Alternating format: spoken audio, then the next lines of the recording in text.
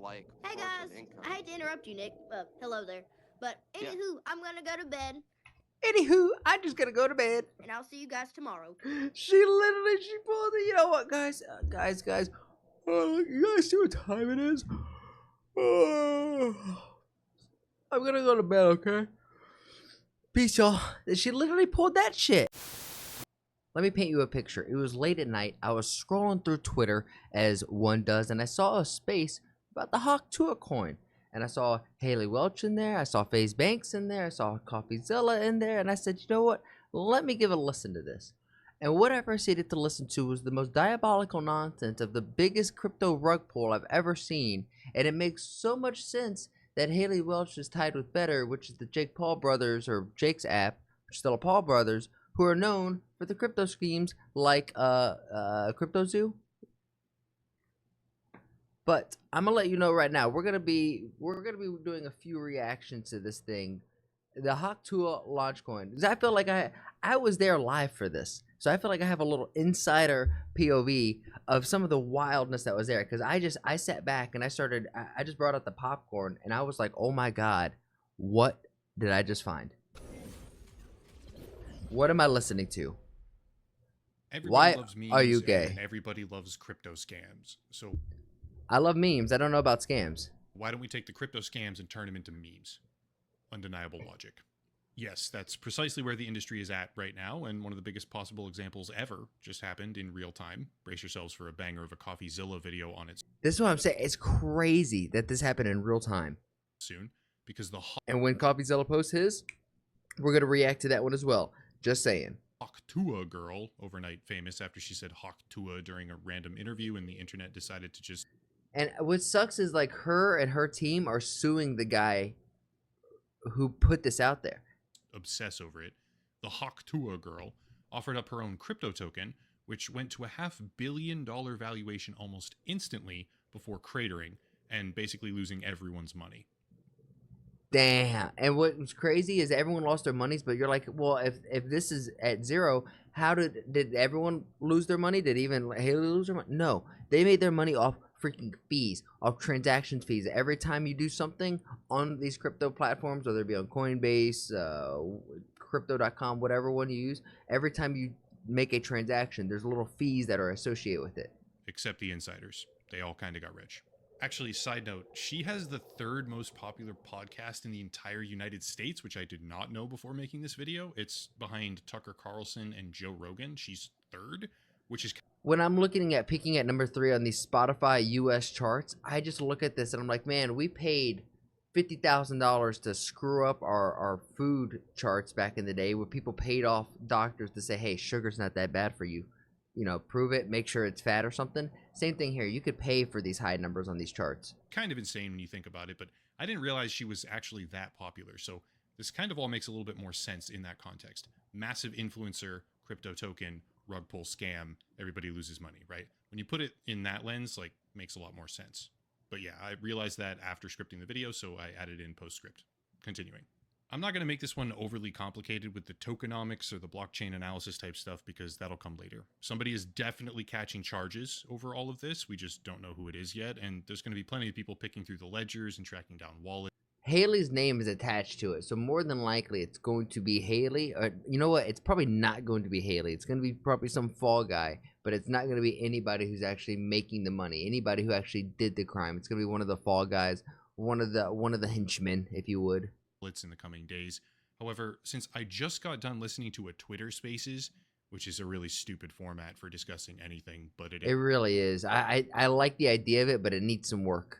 That's what it is. Since I just got done listening to one of those like Twitter podcasts about everything, where the founders of the token desperately flail around trying to defend themselves, and because the absurdity of the entire situation is through the roof, I wanted to do a sort of tip. These guys were off their rockers, man. One guy was like, they should be kissing my ass because I'm trying to give coins away. Even if it goes to zero, even if it's not worth anything, maybe it gets somebody into crypto. It's like, are you not even listening to yourself? You're not. Are you dumb? The spear take on how Hawk Tuah just became one of the most flagrant crypto scams in modern history. Here it is. Hawk Tuah, the token at least called Hawk, was apparently offered by a Cayman Islands legal foundation, which is supposedly how these things are done so that they can offer the tokens under a proper regulatory framework. And when you go to the Caymans and you're not trying to do this in the U.S., it's because you're trying to avoid a lot of different regulations. Whether that's practical, ethical, or whatnot, that's a different conversation. But like, let's be honest, Haley Welch is out of the U.S. Why is this trying to be out of the Caymans Foundation? Isn't that like offshore, like money? I don't want to say money laundering, but it's kind of where it all kind of filters around to. In this case, this just seems like a rug pull. And if we're gonna look back at like history, because if you don't learn from history, you're doomed to repeat it. When stocks and all of the public trading was first introduced, there was a lot of the same exact plays of just basically fake stocks that you would pump up and then just pull out from, and then it's like same thing here. It's just a rug pull. Seems fine. Actually, to be completely honest, that sounds a whole lot more like evading the law as opposed to following it, but that's an opinion, just to be clear. Not sure what exactly the foundation's name is, there's a lot of them, but structuring the token in a way that isn't just point blank illegal here domestically in the United States seems like at least maybe an okay start. Not that it ultimately made a difference, but whatever. According to pretty much every single media publication who covered this, and according to the apparent founders themselves, while they desperately tried to downplay things and make it seem like they didn't just rug pull the entire community for millions of dollars, a percentage of the entire token supply, they say 17% a few times, so we'll go with that, was offered to insiders through the use of SAFTs, which stands for Simple Agreement for Future Tokens. But those insiders, who were given millions of dollars, many millions of dollars worth of these tokens well in advance, had no lockup period, as it's called, which basically means they could sell whenever they wanted to. So that ideally means when the valuation is at its highest, when it's at its billions, that these people could just sell off all of their given tokens for a lot of profit, a lot of money, and completely destroying the foundation of the project that they were promoting. Well, within minutes of the token launching, as everyday people were hyped up and buying in and driving the price higher and higher, basically her community thinking that they could get rich, those insiders began selling, pretty much all of them. And what resulted was a token that rose to a $500 million market cap in minutes, only to come crashing back down, wiping out untold millions in the process, and earning someone, we don't know precisely who at this point, someone earned millions of dollars in transaction fees as well. Another aspect of this is called sniping, which means bots that rapidly buy out token supply directly at launch, then contributing to the rug pull soon after, which absolutely happened here as well. I'm still trying to wrap my head around sniping.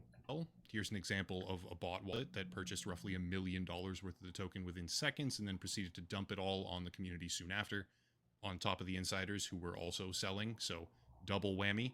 But the team behind this token claims to have tried to stop these snipers from having so much of an effect. Clearly, it didn't work. Snipers had a monumental impact alongside pre-sale investors, snapping up huge amounts of the token and overall exacerbating the disaster. But I did want to mention that this isn't just a standard rug pull. It's also an abject failure of design, so that's fun. It's pretty cut and dry if you think about it. Failed management, rug pull, classic scam in the end overall. However, it gets more interesting than that because according to Bubble Maps, which is a tool for visualizing crypto holdings, posted by the actual social media account for that tool, like the company that makes it, there was a graph put out showcasing that 97% of the entire token supply in total belonged to a single cluster of interconnected wallets. Incidentally, the same cluster that was non-stop selling and cratering the price. And you're telling me that once this all sold, that everything out here is just going to be self-sustaining? Come on, give me a break. If you this just is. What's more, I feel the person who I feel for right now is going to be Haley and her team, because it feels like some third party came in and was just like, hey, I know how we can get us millions of dollars real quick. We've done it plenty of times with the other Phase boys. And the primary wallets that we're sniping, by the way, as well. You can see this one, the one that I gave as an example prior, which begins with HII ending with RNN, which is number 12 on the Bubble Maps graph in the cluster identified. That's pretty bad off rip. Making a token offering millions in a pre-sale, having zero lockup, and then letting those investors, or insiders rather, dump everything on the community as soon as it goes live is bad by itself, 100%. Yeah, it doesn't seem like it's very ethical, no? But what makes it all so much more hilarious, and terrible. I know people just lost money, but forgive me if my sympathy isn't that high for the. Yeah, if you personally put your life savings into the Hawk Tua coin, I mean, this is just, survival of the fittest. This is, natural selection in the most modern terms. There's a little bit of empathy, but only a little. Crypto gambling addicts who lost their life savings on a meme coin called Hawk Tua. Okay, at a certain point, you have to take responsibility for your poor decisions. But true, and not enough people. Just stand 10 toes down. When you do something, for better or for worse, the outcome, own it, and then move on. The thing that really dials it up a notch is how Haley Welch, the girl behind the meme, and her managers maybe, or the people who helped her launch the token, or at least insiders who felt like they needed to explain themselves, went public on a Twitter Spaces trying to explain everything. Honest to God, I feel like more companies, legitimate companies in the future, are going to be doing more of this. Is you can just get your message out there, boom, fast, right, direct, right out to the public with no, get rid of the third man completely. But the way that this is done is going to have to change. And the tone of this guy over here, the over here guy, as well as Doc Holly, is just completely unacceptable. It was a complete disaster, and I have to laugh a little bit when I think about the lawyers who will inevitably be involved in all this, listening back and just being completely floored by how stupid these people are. But primarily this guy right here, Doc Hollywood, and also this guy named Over Here, who apparently may be the person or entity who definitely seems like he's the main guy who's in charge at the moment. Who actually launched the damn thing, go on this yapping spree, like non-stop yapping. Like nade shot level yappage. Insane. While saying basically nothing. And just digging themselves a grave over how it's unfortunate that this happened. But it's all about community, guys. There's one part, I'm not kidding, okay? I'm being entirely serious here. There's one part where the Doc Hollywood guy literally says, "You should be kissing my ass because I'm trying to give tokens to people." I told you. It wasn't good, y'all. It wasn't good. Okay. He goes on to say, "I don't care about the price. It could go to zero for all I care. But I'm trying to get people interested in crypto. Maybe they go on to be interested in other meme coins after this." I could promise you, when all of us were in there listening, because there's 136,000 people in there listening, we were all having like the smiley emoji, just laughing face. Like, what are you guys even saying? This is a joke. I was in disbelief listening to these clowns. And it got even better because Haley Welch decided to let CoffeeZilla on stage to speak. She calls herself the meme queen, and she gave herself another meme. Not only is she the Hawk Tua girl now, but now she's gonna be the "alrighty guys, good night, I gotta go to bed" girl. And he immediately began grilling She them became a about whole what new happened, meme. who made money, and why they made certain decisions. Well, they couldn't let that keep happening, obviously, so they muted him. They just didn't let him talk, or they tried to talk over him. Pretty sure they ended up kicking him out after that because he said, "I think I can explain what happened here," and they probably panicked when he said that. But pretty much every single person that they let speak just roasted them, ending with probably the best moment of the entire night, which was when some random guy started asking questions about the train. Honestly, to me, my favorite part about the night was FaZe Banks coming onto the call itself and just calling them out for what this was. It was like the most obvious pumping up scheme. And when the guys were like, no, it's not. No, it's not. Instead of providing facts and even being somewhat articulate and level-headed, you could tell everyone's heart rate was just through the roof. They were all wild. They were all chaotic, and no one had any control. Transaction fees, or who profited. And Haley Welch just pieces the fuck out. Bedtime. So I'm sort of curious, like, not for the token price itself, but just in terms of the fact that there's fees that are being generated, there's an actual, like, Hey source guys, of income. I hate to interrupt you, Nick. Hello there. But Yeah. anywho, I'm gonna go to bed, Anywho, I'm just gonna go to bed. and I'll see you guys tomorrow. She pulled it. You know what, guys? Guys. Oh, you guys see what time it is? I'm gonna go to bed, okay? Peace, y'all. She literally pulled that shit. People are genuinely right now filing complaints. She's trying to go to bed when people have lost their entire life savings. Could you imagine that? You were associated with something, and hundreds of people, maybe thousands of people, lost their entire life savings, and you said, "You know what? I'm tired. I think I'm gonna go to bed. I don't know if I'd be able to sleep for a week." Complaints with the SEC already. This isn't just another oopsie crypto scam that gets lost in the crowd. This was a viral internet personality. Again, I'm putting this in postscript. I didn't realize how popular she is. Third most listened to podcast in the entire country, right? That's absurd to me. But anyway, this was is currently, not was, a viral internet personality with a token launch that capped out at $500 million with a B, $500 million in value. That's a $500 million valuation is insane. And people in her community, many, many thousands of them, lost pretty much everything they put in because of how the offering was structured. Yeah. All her community. She just crumbled all her credibility. She just put it up in a paper ball, shot it like a 3, and then missed. Now, CoffeeZilla made some accusations about insider trading directly linked to the creator's account, which I can't personally verify, but I do take his word at face value now. I think he has a well-earned reputation for calling. Yeah, CoffeeZilla is quite literally like the internet's best journalist. I would say YouTube's best journalist, but I would argue that he is the internet's best journalist at the moment, at least on topics like this. Calling it right on the basis of crypto scams. So if he says it, I just straight up believe him. I'll be honest about that. And if true, that is jail time. Whoever did it, whoever made money from it, they will face charges because the scale of this one is large enough to where regulators absolutely will come down on them. Ice Poseidon has done this. Logan Paul has done this. The FaZe boys have done this back before. FaZe Banks had owned it back with like the Save the Kids coin, if you guys are old enough to remember that. I don't think anyone's going to go to jail, and I think people are not going to get their money back, and if they do, it's not going to be nearly the amount that they put in. And unfortunately, the Hawk Tour girl, I think, just shot herself in the foot with this and just, like I said, destroyed her credibility. And make an example. The children on pump.fun, like literally children, 12, 13 years old.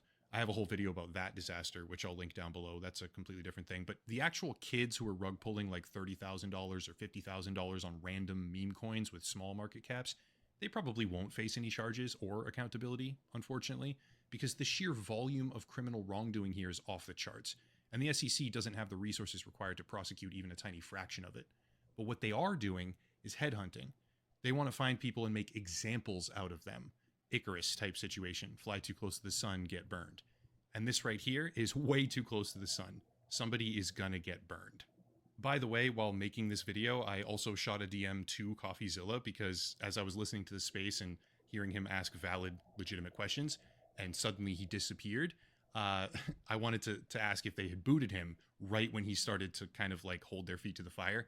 And the answer, once more, I was there when I saw that Coffee left. I thought, why did he leave? That was kind of that's weird. Is he just gonna sit back and listen? Like, what is he doing? Is he getting ready? I thought maybe he was just gonna get ready and get ready for a video on this and come back to it later. But apparently, they might have kicked his ass. The answer is yes. They muted and removed him as a speaker as soon as he started asking valid questions in the space. So they're just straight up trying to dodge accountability if I've ever seen it, and it's gonna bite them really hard. In my opinion, oh yeah, the person who's ultimately going to get harmed by this probably isn't, I don't know, but I don't think it's going to be Haley Welch herself. It definitely not directly, but indirectly, this hurt her credibility a lot. She's gonna have to do a lot to earn the trust of her fans back, if it can be earned. She doesn't know nearly enough about any of this to pull off a con of this magnitude, but the people she hired, or at least the people around her who did the actual offering, yeah, somebody's going to go down for it. And it's probably not even going to be the bosses. It's probably going to be some manager, some supervisor, quote unquote, level individual within the organization or the foundation is probably going to get burned. She can go to bed if she wants to when the questions get too hot, but there's no running from the fact that millions of dollars got wiped out. And the people who lost it aren't just going to up and forget what happened here. They're not. Oh, hell no. There's people who lost $200,000+. I've seen this shit on Twitter. Ain't no way they're going to go to sleep and just be like, oh, damn, lost $250K. Well, guys gonna go to work today and figure out, start working at it $1 back at a time. Hell no. Moving on anytime soon from this. By the way, I'll happily link to the SEC investor complaint form down below this video as well. Not sure how many people watching actually have holdings of the Hawk Tua token that they can claim as damages. If you do, I'm very sorry for your recent lapse in critical thinking. But for damn. Anyone interested, but true. Lapsed critical thinking does not mean that you should have your money stolen from you. So absolutely, go please take care of yourself. Fill out the form, and at the bottom of the note, just say sorry, I'm a dummy. Have at it. hilariously, I just keep finding things to add right now. There's a law firm called Berwick Law that's actively looking for people that lost money on the Hawk token. Like they're headhunting. So Yeah, no, this money will be made from this, and probably more money is going to be made from actually of all of the damages and all the craziness that came from it than the actual scam itself. These people may have made a few $1,000,000, but the amount of videos, lawyer fees, and everything else is going to dwarf it. But let me know what you guys think about crypto in general. If you guys are into crypto, what about this rug pull? Were you guys here live for it? Let me know in the comments. Were you there live in the Twitter space? Because my ass was. And I was just, like I said, I was sitting back with just popcorn, just like, oh my God. Peace.